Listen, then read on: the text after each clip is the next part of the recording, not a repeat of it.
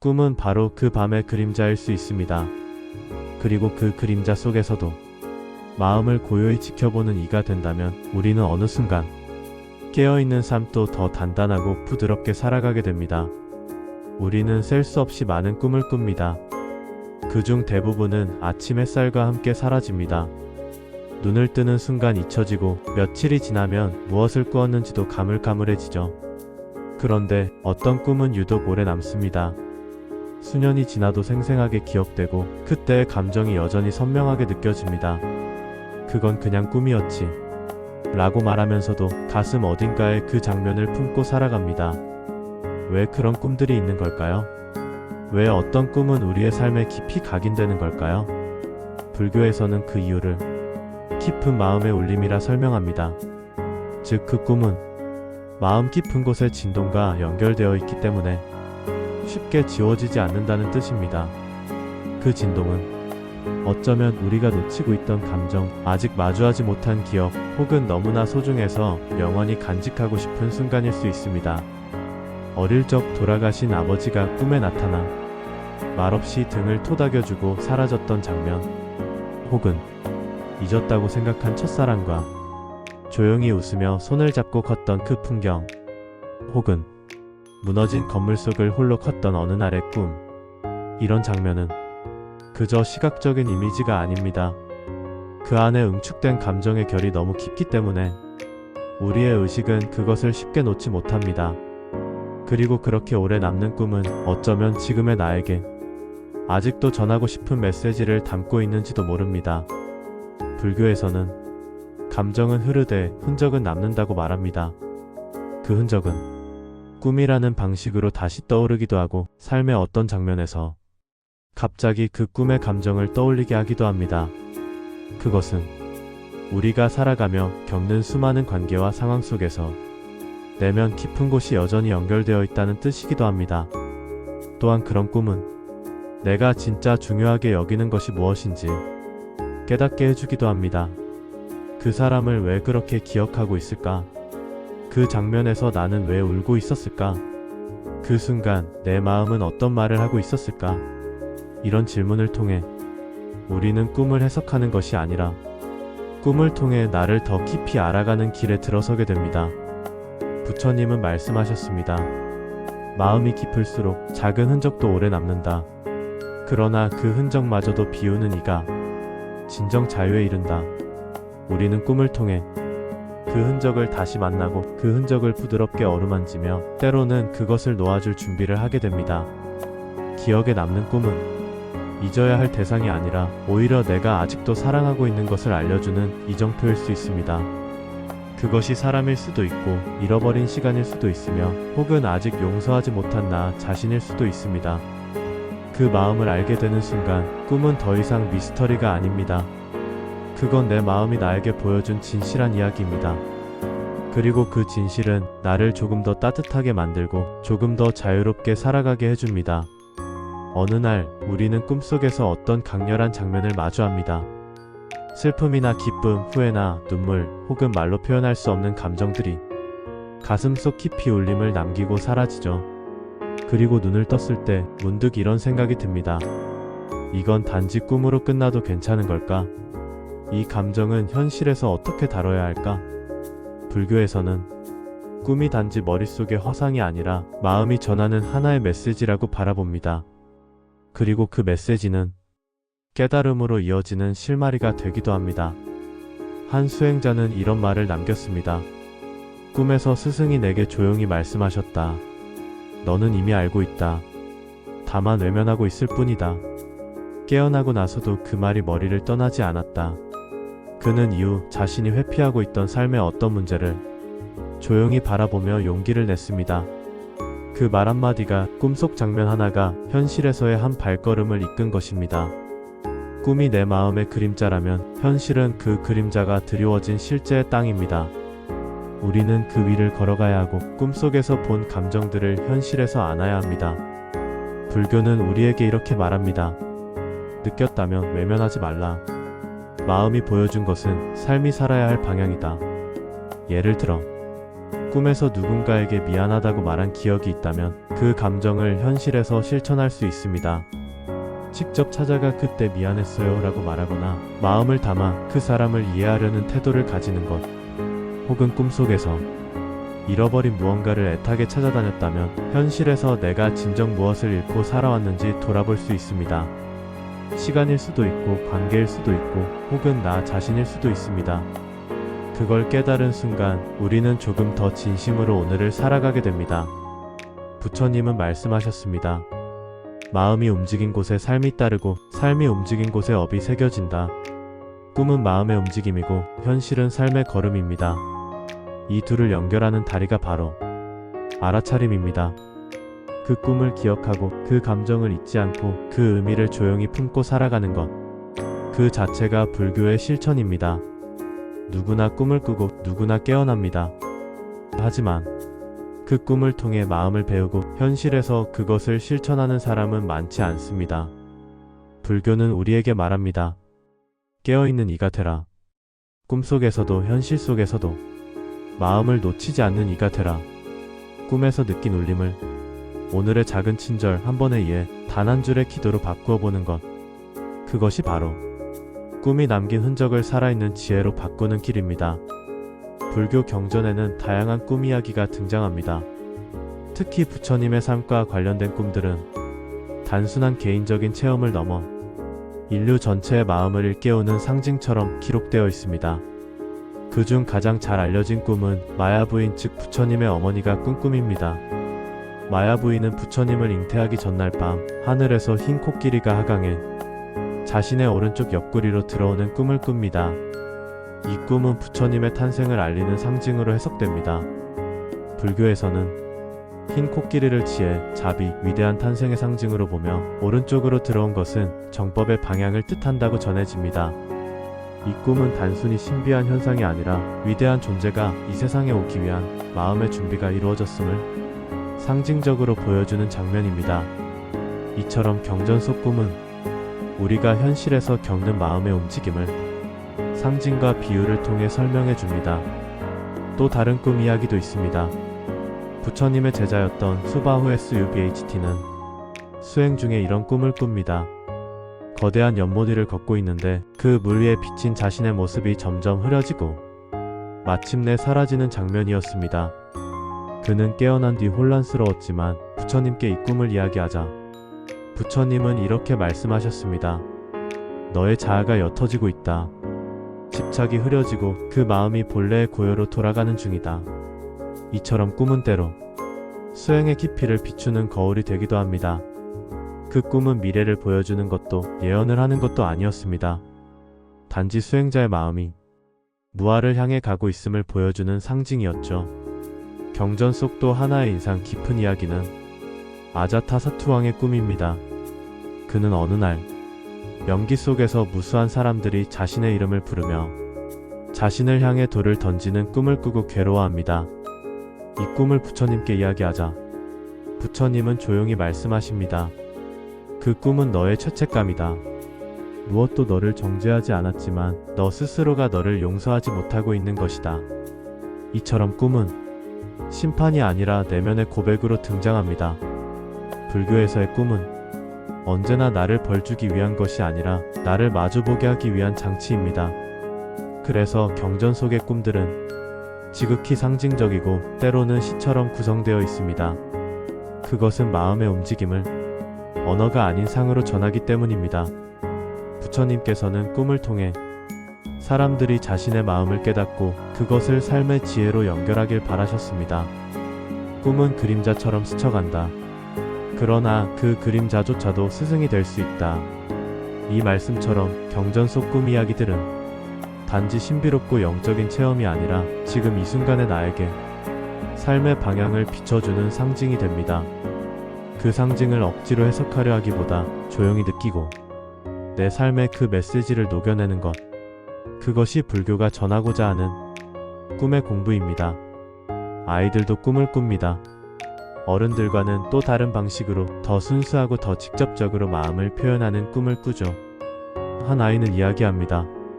엄마가 하늘로 올라갔어요. 그런데 나한테 뽀뽀하고 갔어요. 또 다른 아이는 말합니다. 내가 나비가 돼서 높은 데서 날았어요. 무서운데 기분이 좋았어요. 어른들은 때때로 아이들의 꿈을 단순한 상상이나 꾸며낸 이야기로 여기기도 합니다. 하지만 불교에서는 그런 꿈 속에서 아이들의 순수한 업식, 즉 마음의 씨앗이 드러난다고 봅니다. 아직 분별심이 깊게 자리 잡지 않은 아이의 마음은 있는 그대로를 받아들이고 순수한 감정이 바로 꿈의 형상으로 이어지기 때문입니다. 그래서 때때로 아이의 꿈은 어른들보다 훨씬 더 직관적이고 때로는 매우 상징적으로 나타나기도 합니다. 부처님께서도 어린 제자들에게 꿈의 이야기를 들어주시고 그 안에 담긴 마음의 흐름을 따뜻하게 이끌어 주셨습니다. 차타카 이야기에서는 한 소년이 꿈속에서 사슴이 되어 숲을 헤매는 이야기가 나옵니다. 깨어난 아이는 무서웠다며 울었고 부처님은 조용히 다가가 이렇게 말씀하셨습니다. 그건 내 안의 두려움이 만든 길이다. 하지만 내가 그 사슴처럼 다치지 않고 돌아온 건 이미 그 두려움을 지나갈 수 있는 힘이 있다는 뜻이란다. 이처럼 아이의 꿈도 마음이 보여주는 하나의 메시지이며 그 순수한 마음은 오히려 진실에 더 가까운 울림을 가질 수 있습니다. 불교에서는 마음의 본성을 본래 청정하다고 말합니다. 어린아이의 꿈이 주는 상징이 귀한 이유는 그 마음이 아직 세상의 먼지에 덜 물들어 있기 때문이죠. 아이의 꿈을 있는 그대로 들어주고 그 꿈 속에서 나타나는 감정과 상징을 지혜로 이끄는 다리로 삼는다면 그 아이는 어른이 되어서도 자신의 마음을 존중하며 살아갈 수 있을 것입니다. 한 수행자는 아이가 꾼 꿈을 듣고 그것을 짧은 기도로 바꾸었습니다. 이 아이의 마음이 고요하기를, 이 아이의 눈빛이 흐리지 않기를, 이 아이가 꾸는 꿈이 이 아이의 삶을 부드럽게 이끌기를. 아이들이 꾸는 꿈은 그 자체로 한 송이 연꽃입니다. 때로는 맑고, 때로는 울고, 때로는 이상하고, 때로는 너무 아름다워 마음이 먹먹해지기도 합니다. 그 꿈을 믿으라는 것이 아니라 그 꿈을 통해 아이의 마음을 읽고 그 마음을 부드럽게 어루만질 수 있는 어른이 되는 것. 그것이 불교가 가르치는 자비심의 실천입니다. 부처님은 말씀하셨습니다. 마음이 어린 것에는 가볍게 답하고 깊은 눈에는 조용히 웃어라. 어느 날 꿈속에서 우리는 두 손을 모으고 기도하고 있습니다. 절을 올리고 누군가를 향해 간절히 말하고 눈물 흘리며 그저 푸디라고 속삭이기도 합니다. 꿈인데도 너무 진지하고 너무도 간절해서 깨어난 뒤에도 그 기도의 울림이 가슴에 남습니다. 내가 꿈에서까지 기도하고 있었다니. 그건 단지 우연일까요? 아니면 내 마음속의 진심이 잠든 시간에도 조용히 흐르고 있었던 걸까요? 불교에서는 기도를 단지 말로 하는 행위로 보지 않습니다. 진정한 기도는 마음이 움직이는 순간, 그리고 그 마음이 누군가에게 닿고자 하는 바람이 있을 때 자연스럽게 드러나는 것이라고 봅니다. 그래서 꿈속의 기도도 결코 허상이 아닙니다. 그것은 현실보다 더 진실할 수도 있고 말로 하지 못했던 속마음이 스스로 형상을 찾아 흘러나온 표현일 수도 있습니다. 한 스님은 이렇게 말했습니다. 기도는 입으로 하는 것이 아니라 참을 수 없어 흘러나오는 마음의 언어다. 꿈속에서조차 기도하고 있었다면 그건 내 안의 마음이 나도 모르게 간절함을 품고 있었다는 증거입니다.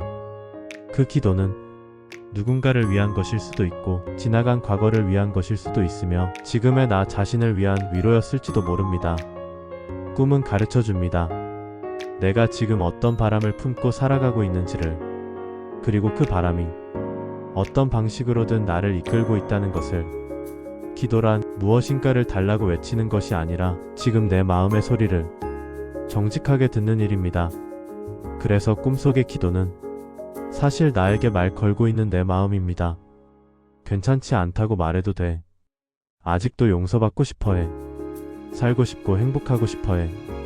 그 모든 말을 조용히 전하고 있었던 것입니다. 부처님은 말씀하셨습니다. 마음이 맑아지면 말이 짧아지고 기도는 고요해진다. 우리는 깨어있는 동안 바쁘게 기도를 올리지만 어쩌면 가장 깊은 기도는 말이 없는 시간 속 꿈속에서 드려지는 것인지도 모릅니다. 한 수행자는 이렇게 말합니다. 꿈에서 조용히 절하고 있던 나를 보았다. 나는 아직도 간절한 사람이라는 걸 알았다. 그게 감사했다. 우리는 모두 꿈속에서도 자신을 향해 기도하고 있는 존재입니다. 기도는 목표가 아니라 마음이 마음에게 보내는 따뜻한 신호입니다. 그 기도를 받아들이고 그 기도를 현실에서도 이어갈 수 있다면 그것은 더 이상 허상이 아니라 깨달음의 길로 나아가는 시작이 될 수 있습니다. 누구나 한 번쯤은 꿔본 적이 있습니다. 식은땀을 흘리며 깨어나게 만드는 꿈. 숨이 턱 막히고 심장이 빠르게 뛰고 눈을 떠도 한동안 진정되지 않는 감정. 그것은 바로 악몽입니다. 우리는 그런 꿈을 꾸고 나서 이렇게 묻습니다. 왜 이런 꿈을 꿨을까? 나한테 무슨 일이 생기려는 걸까? 이건 나쁜 징조일까? 불교에서는 악몽조차도 마음의 한 조각이라고 말합니다. 무서운 꿈이든 혼란스러운 꿈이든 그것은 내 안에 있는 감정이 드러난 것일 뿐입니다. 부처님은 말씀하셨습니다. 어둠을 두려워하지 말고 어둠을 비출 등을 준비하라. 꿈속에서 두려운 존재가 나를 쫓아오고 도망치고 떨어지고 누군가에게 공격당하고 숨을 쉴 수 없을 만큼 불안한 장면들이 반복된다면 그건 나 자신도 미처 알지 못했던 내면의 불안과 상처가 형상을 만들어 나온 것일 수 있습니다. 악몽은 그래서 문제라기보다 나를 들여다볼 수 있는 기회입니다.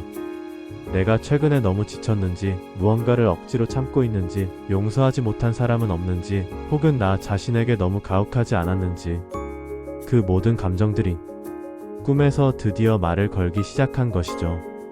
부처님은 제자들에게 이렇게 가르치셨습니다. 고통은 버려야 할 것이 아니라 이해해야 할 것이다. 악몽을 무조건 없애려 하지 말고 그 속에서 나에게 다가오는 감정을 조금 더 부드럽게 바라보라고 하셨습니다. 한 수행자는 말했습니다. 나는 늘 나를 공격하는 꿈을 꿨다. 그런데 어느 날 문득 깨달았다. 그건 사실 내가 나에게 하고 있던 말이었다. 왜 이리 부족하냐, 왜 이렇게 못하냐는 그 소리. 그날 이후 그는 그 꿈을 두려워하기보다 그 꿈을 데리고 앉아 명상하기 시작했습니다. 그리고 어느 순간 꿈속에서 쫓아오던 존재가 자신을 바라보며 울고 있었다고 말합니다. 악몽은 나를 괴롭히는 것이 아니라 내가 나를 괴롭혀왔음을 알려주는 표지일 수도 있습니다. 불교에서 말하는 자비는 남에게 베푸는 따뜻함이기도 하지만 가장 먼저 자기 자신에게 향하는 연민입니다. 악몽을 꿨다면 그날 하루는 조금 더 나 자신을 부드럽게 대해보세요. 조금 더 천천히. 꿈은 가르쳐줍니다. 당신의 마음이 지금 아프다고. 그것을 알아차리고 다독이는 순간 그 악몽은 그저 지나가는 구름이 됩니다. 두려움은 마음이 만든 그림자이니 그 마음을 보듬는 자가 곧 등불이 된다. 가끔 그런 꿈을 꿉니다. 잊었다고 생각했던 사람, 이미 세상을 떠난 사람, 혹은 말없이 멀어진 사람이 꿈속에 불쑥 나타나는 순간 그 사람은 웃고 있기도 하고 아무 말 없이 등을 돌리고 있기도 하고 그저 우리를 바라보고 있을 뿐인데도 마음은 흔들리고 눈물이 맺히고 깨어난 뒤에도 오래도록 멍해집니다. 왜 그 사람이 꿈에 나왔을까? 이제 끝났다고 생각했는데 무슨 뜻일까? 불교는 인연의 종교입니다. 이 세상에 우연한 만남은 없고 모든 인연은 원인과 조건이 만들어낸 자연스러운 만남이라 말합니다. 꿈속에서 다시 만난 인연도 마찬가지입니다. 그 인연은 끝난 게 아니라 아직 마음 안에 살아있다는 뜻입니다. 부처님께서는 이렇게 말씀하셨습니다. 끝났다고 여겨지는 것도 마음에 남아있으면 계속된다. 놓았다고 믿는 것도 마음이 붙잡고 있다면 계속 머문다. 그 사람을 꿈속에서 다시 만났다면 그건 당신의 마음이 아직 그 인연을 품고 있다는 신호입니다. 그 품음은 미련일 수도 있고 그리움일 수도 있으며 혹은 말하지 못한 사과나 이해일 수도 있습니다. 특히 이미 이 세상을 떠난 이들이 꿈에 찾아올 때 우리는 그 의미를 더 조심스럽게 받아들입니다. 불교에서는 죽음으로 모든 것이 끝나지 않는다고 봅니다. 업의 흐름은 이어지고 마음의 인연은 형태를 넘어 이어진다고 가르칩니다. 그래서 때로 떠나간 이가 꿈속에서 찾아온다면 그것은 그 사람이 아니라 그 사람을 향한 나의 마음이 움직이고 있다는 것입니다. 그리고 그 움직임은 때로 위로가 되고 때로는 눈물로 정화되고 때로는 용서로 이어지기도 합니다. 한 스님은 제자에게 말했습니다. 그 사람을 꿈에서 봤다면 그 마음을 다시 보아라. 너는 지금 무엇을 말하고 싶었던 것인가? 무엇을 듣고 싶었던 것인가? 꿈은 그런 질문을 던져줍니다. 다시 만났다는 것은 아직 하지 못한 말이 있다는 뜻입니다. 그리고 그 말은 상대에게 전하지 못하더라도 나의 마음 안에서 정리되고 받아들여질 수 있습니다. 때로는 그 사람이 아무 말 없이 그냥 서 있다가 천천히 돌아서 가버리는 꿈을 꾸기도 하죠. 그건 어쩌면 내 마음이 이제 그 인연을 조용히 보내주려는 준비를 하고 있다는 뜻일 수도 있습니다. 불교에서는 원만구족이라 하여 인연의 완성을 마음의 화해로 봅니다. 직접 만나지 않아도 꿈속에서의 만남을 통해 서로의 마음이 고요히 정리되는 순간이 있을 수 있다는 것이죠. 그 사람과 나 사이에 어떤 일이 있었든 지금 그 꿈을 통해 그 인연이 마지막 인사를 하고 있는 것일 수도 있습니다. 혹은 다시 내 안에 사랑이 깨어나 나를 더 따뜻하게 만드는 계기가 되는 것일 수도 있습니다. 부처님은 말씀하셨습니다. 그대가 사랑했던 자는 사라지지 않는다. 다만 그대의 마음속에서 다른 모습으로 머무를 뿐이다. 그 말처럼 꿈속에서 다시 만난 인연은 떠나간 게 아니라 다만 다른 방식으로 지금도 나를 가만히 바라보고 있을 뿐입니다. 그 인연에 다시 한번 고개 숙여 인사하고 고요한 기도를 올려보세요. 그대가 어디에 있든 편안하기를, 그대와 나 사이에 자비가 머물기를. 그 한 줄의 기도만으로도 우리는 꿈에서 깨어 조금 더 부드럽고 깊은 사람이 되어갑니다. 어떤 꿈은 짧지만 평생 잊히지 않습니다. 말 한마디, 풍경 하나, 그것뿐인데도 그 장면은 내 안에 깊게 남아 오래도록 마음을 건드립니다. 심지어는 그 한 장면을 떠올리는 것만으로도 눈물이 나고 마음이 편안해지고 가슴이 뭉클해지기도 합니다. 우리는 그럴 때 이렇게 묻습니다. 왜 그 순간이 그렇게 강하게 다가왔을까? 그건 단지 꿈이었을 뿐인데 왜 지금까지도 내 마음속에 남아있는 걸까? 불교에서는 이런 꿈의 장면을 단순한 기억이 아니라 마음이 깨어나는 순간의 지혜라고 말합니다. 부처님은 말씀하셨습니다. 깨달음은 무수한 순간의 알지로 이루어진다. 작은 알아차림이 마음을 밝히고 한 줄기 통찰이 삶을 바꾼다. 우리가 꿈속에서 마주한 작은 울림의 장면은 사실 내 안에 숨어있던 어떤 진실과 마주한 순간일 수 있습니다. 그동안 보지 않으려 했던 감정, 묻어두었던 생각, 숨기고 살던 마음의 본 모습, 그것이 어떤 이미지나 말로 내게 말을 걸었을 때 우리는 꿈이라는 공간 안에서도 순간적으로 알아차림을 경험하는 것입니다. 그 순간이 바로 작은 깨달음입니다. 그 모든 꿈이 결국 한 가지를 말하고 있었는지도 모릅니다. 당신의 마음을 들어주세요. 우리는 이제 그 많은 꿈을 지나 조금은 더 부드러운 시선으로 자신을 바라볼 수 있게 되었습니다. 감사합니다.